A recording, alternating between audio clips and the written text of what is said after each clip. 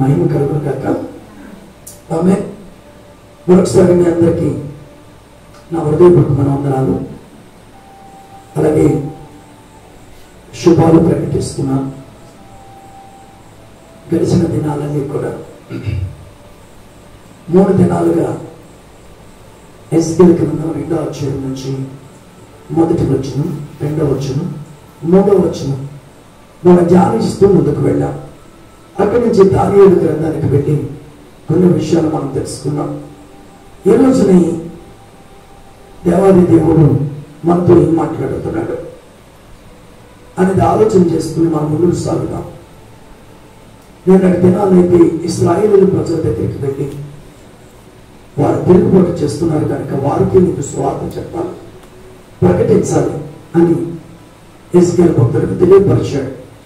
ఈ రోజు మనం ఎలాంటి పరిస్థితుల్లోకి సేవకులు ఉన్నారో, లేదా మనం ఎక్కడ జీవిస్తున్నామో అనే కొన్ని విషయాలు మనం తెలుసుకుని ముందుకు సాగుతాం. చదువుదామా? 5వ వచనం.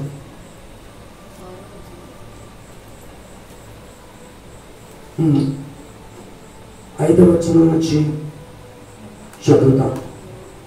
వారు తిరుగుబాటు చేయవారు కనుక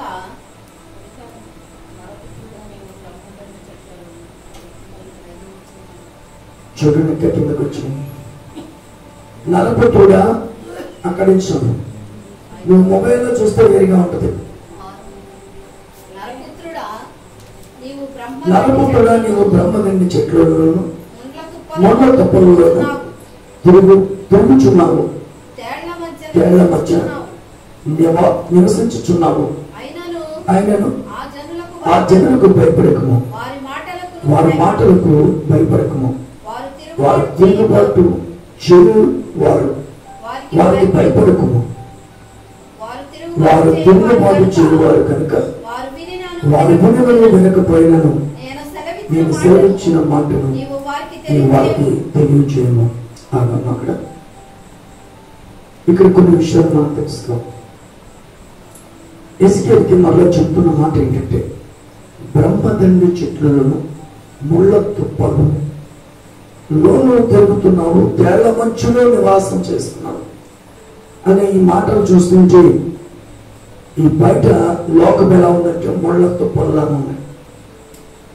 తోళ్ళు అంటే తేళ్లలాగే ఉన్నారు మనుషులు.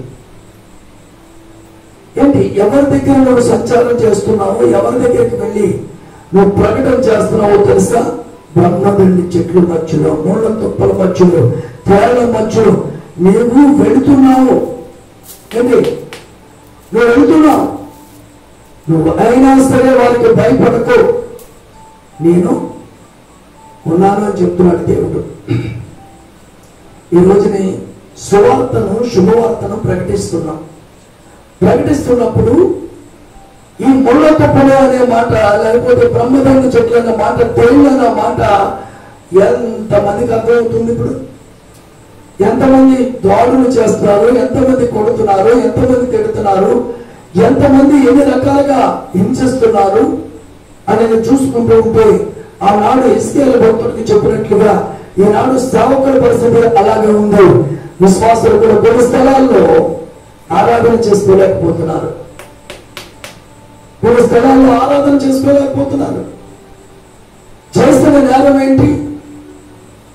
అన్ని విడిచిపెట్టి, పాపాన్ని విడిచిపెట్టి, లోకాన్ని విడిచిపెట్టి వారు నిజమైన దేవుడు తెలుసుకుని, లోక రక్షకుడు తెలుసుకుని ఆయనతో వెంబడించడమే తప్ప ముళ్ళ లాంటి వాళ్ళు ఉన్నారు, తేళ్ల లాంటి వారు ఉన్నారండి. వీళ్ళందరూ కూడా మనుషుల మీద మన్నతో మర్చిపోయి తిరుగుబాటు చేస్తున్నారు.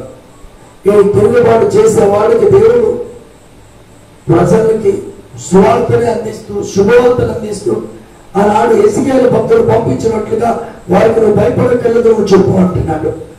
ఈ రోజు కూడా ఎంతవరకు అండి, ఎంతవరకు వాళ్ళు కొడతారు, ఎంతవరకు కొడతారు, ఎంతవరకు మనల్ని నెట్టుతారు? సత్యం తెలియదు, చీకట్లో ఉన్నారు, అజ్ఞానంలో ఉన్నారు. వాళ్ళందరూ బయటికి రావాలనే కదా నువ్వు వారి వినినా వినకపోయినా ఏం చేయాలి? ప్రకటించు.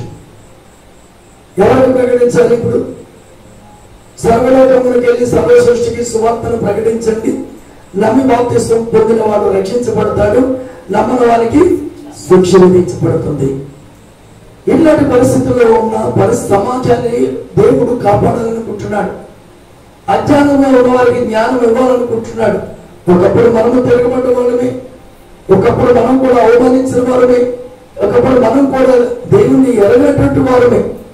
అయినా సరే దేవుడు ప్రేమించి మనం ఎలాగైతే ఆకర్షించుకున్నారో, ఎవరో ఒకరి తన స్వార్థ విన్న తర్వాత మన దేవుని దగ్గరికి వచ్చాక ఆ మొల లాంటి పరిస్థితులు ఉన్నప్పటికీ, ఆ తుప్పల లాంటి పరిస్థితులు ఉన్నప్పటికీ కూడా ఎంతమంది ఎన్ని రకాల కాటు వేద్దామని చూసినా, ఎంతమంది ఎన్ని రకాలు మాట్లాడినా కానీ దేవుని ప్రేమతో సహిస్తూ వస్తున్నాం.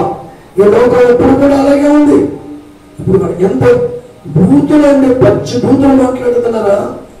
మరియమ్మ గురించి మాట్లాడుతున్నారు, సేవకుల గురించి మాట్లాడుతున్నారు, బైబిల్ గురించి మాట్లాడుతున్నారు, బైబిల్ భూతు పుస్తకం అంటున్నారు.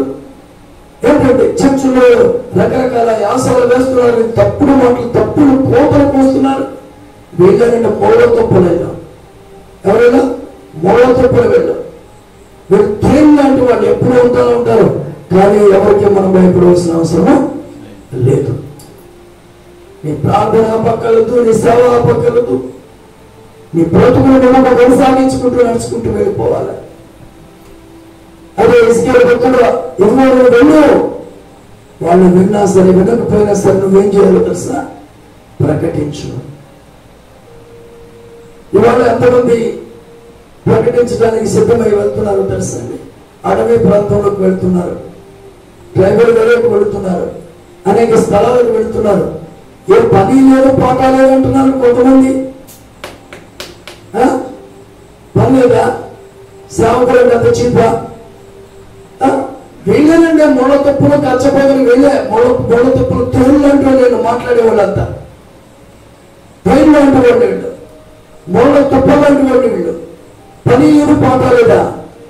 వ్యాపారాలు విడిచిపెట్టి, ఉద్యోగాలు విడిచిపెట్టి, డిగ్రీలు విడిచిపెట్టి, లక్షల రూపాయలు సంపాదన విడిచిపెట్టి, యేసు చేసిన ఉపకారం కొరకు, యేసు ఇచ్చిన స్వస్థత కొరకు, యేసు చేసిన మేలుల కొరకు జీవితాన్ని సమర్పించుకుని లోకాన్ని విడిచిపెట్టి, పాపాన్ని విడిచిపెట్టి, పరిశుద్ధులుగా జీవించడానికి, యేసులా జీవించడానికి, యేసు చూపించిన మాదిరిలో నడవడానికి ఈరోజు తీర్మానం చేసుకుని సావుకులు తెలుగు ముందుకు నడుస్తూ ఉంటే పైకి మాత్రం బంగారంగా కనపడతారు సేవకులు చాలా మందికి.